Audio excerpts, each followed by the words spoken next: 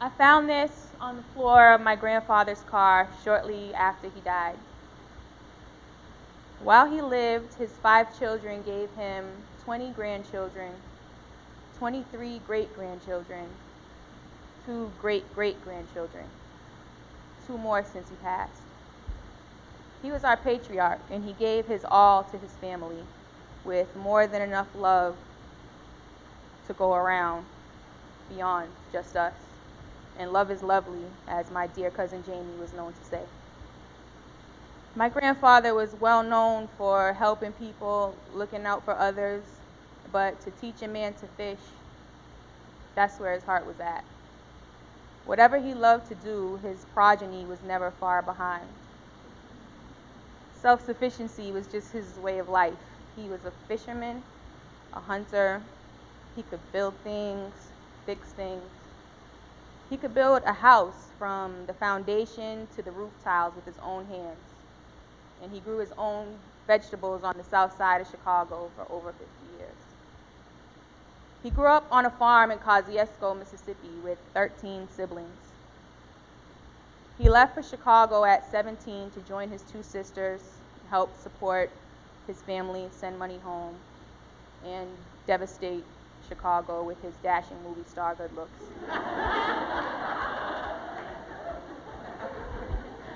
His home was the gathering place for the whole family. Some of the best parties, from cookouts in the yard to gatherings in the basement around the pool table and bar, were his specialties. We couldn't get enough of his house. His family picnics in Dan Ryan Woods are a tradition that continue, like heirloom seeds of the Big Jim variety bearing fruit. Bringing family together to have a good time and break bread was just one of many things he excelled at and enjoyed. I applied to FoodCorps right around a year after he passed away, and I felt led here by his spirit. At the food project where I serve, our executive director's #1 expectation is to have fun at work. In essence, in a sentence, the essence of how my grandfather approached life.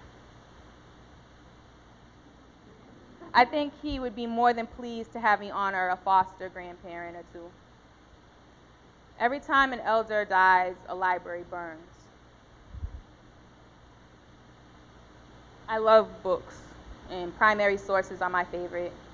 The only thing better than a good story is a true story, told by someone who is there to see it. And people don't last forever. If their knowledge and experience are not valued, heeded, preserved, and gathered, they can be lost. If only we had a tree of knowledge like the Navi in Avatar. I think we all know George Washington Carver as the Peanut Man, most of us. What tends to get less play is why he was digging these lagoons. Soil depletion from cotton monoculture and boll weevil attacks were ravaging the economy of the South, wreaking havoc. He taught farmers to plant nitrogen fixers and other soil-nourishing alternative crops, as well as how to make optimum use of the resulting harvest. The 300 uses for the peanut bulletin blew up to great fame, but he had lessons on deck. Crop rotation, succession planting, soil building, plant care, feeding the family off the land and what you could provide. He was a fine artist and plant whisperer from childhood. He could paint, sew, knit, crochet, and did not neglect the homemakers of the time. He had bulletins on crafting home decor from potato sacks, recipes, even making brilliant paints in the whole spectrum from Alabama clay to beautify homes and farm buildings, wasting nothing. Bioplastics, products of every description made from alchemically handled plant matter. He was a teacher. And when he came to Tuskegee as a science professor, he found no laboratory. So he took his students out to the junk heap and they built one.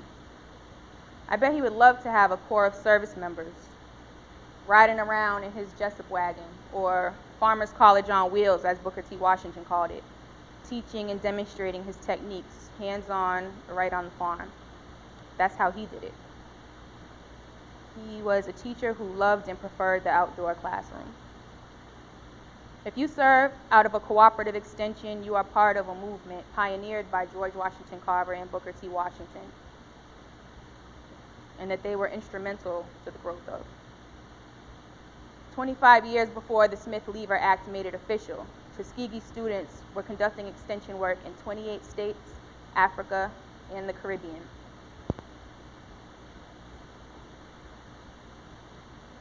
The very first extension agent appointed by the USDA was their own Thomas Monroe Campbell, manager of the Jessup wagon. They wouldn't want the kids left out, and just like my granddad, I strongly believe they would have a ball with FoodCorps.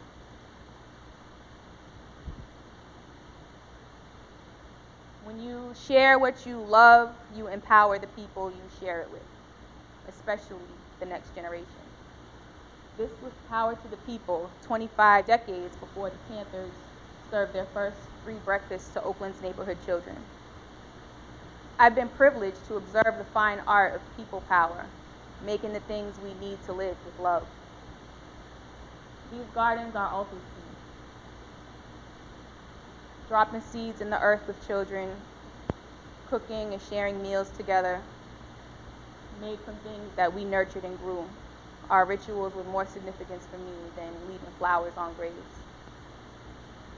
I am a product of cultures that venerated their ancestors. Now, in this information age, they can easily become nameless, faceless within the space of a few generations. Even as we allow our legacies to be forgotten, everywhere we look, every street, every building, every park is named in honor of someone. I don't have any property to name, but I can live and act in honor each day. Our choices are remembrance. Each one teach one. The babies are the greatest. These are the torches that I choose to carry and hope that Big Jim, AKA brother, AKA Uncle Jimmy, my granddad, live on forever young.